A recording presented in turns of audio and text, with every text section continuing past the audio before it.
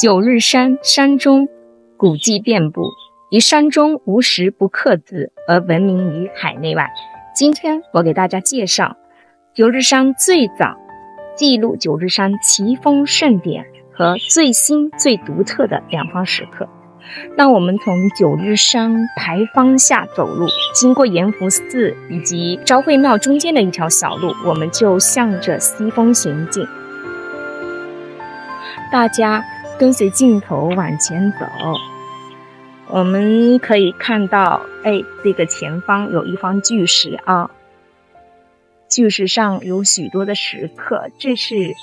东峰的石刻群。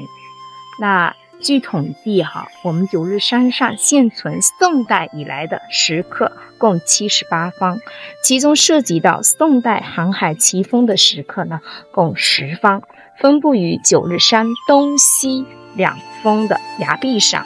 东峰有2方，西峰有8方。最早的是1174年的，就是南宋的淳熙元年；最早的为1266年，也就是南宋的咸淳2年的。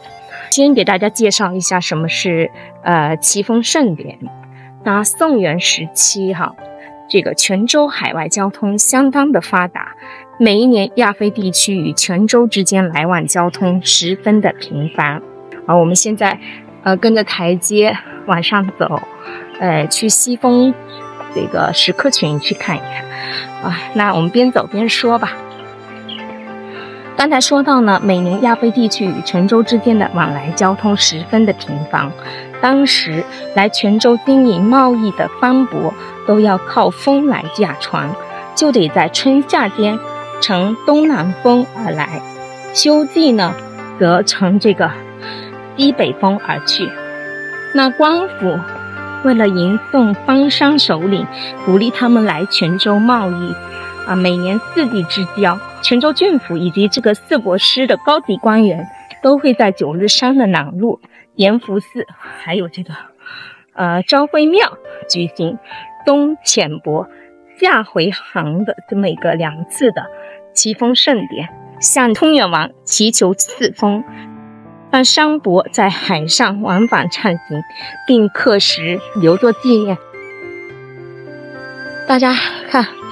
前面这一些好多的石刻这就是咱们的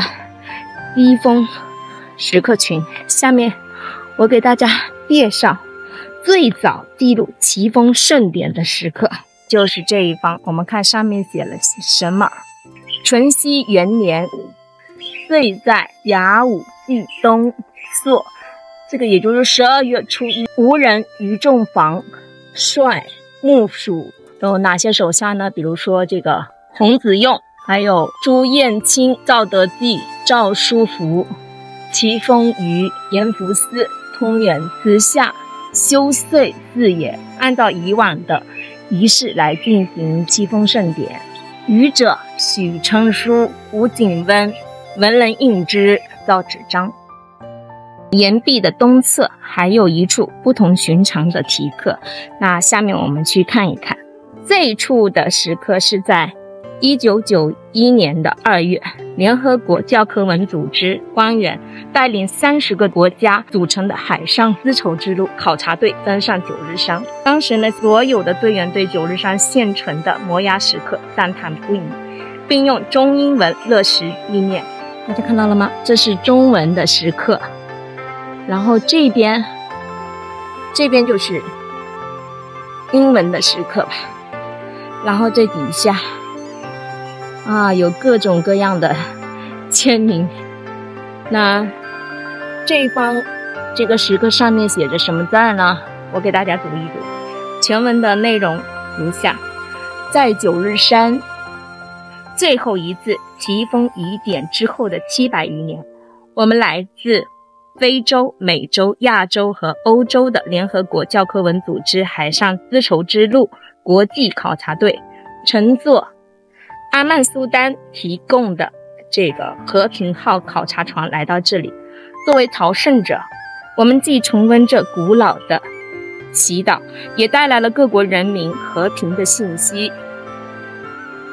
这也正是联合国教科文组织丝绸之路对话之路综合研究项目的最终目标，